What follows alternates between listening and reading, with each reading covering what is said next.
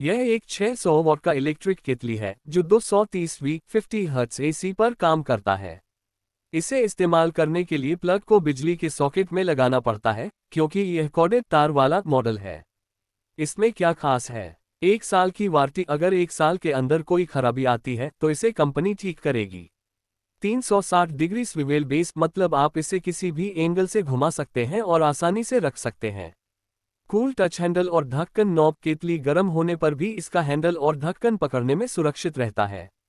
Pack में क्या मिलेगा? एक इलेक्ट्रिक केतली। ये केतली तेजी से पानी उबालने या चाय कॉफी बनाने के लिए बेहतरीन है और घरों, हॉस्टल और ऑफिस के लिए काफी उपयोगी साबित हो सकती है।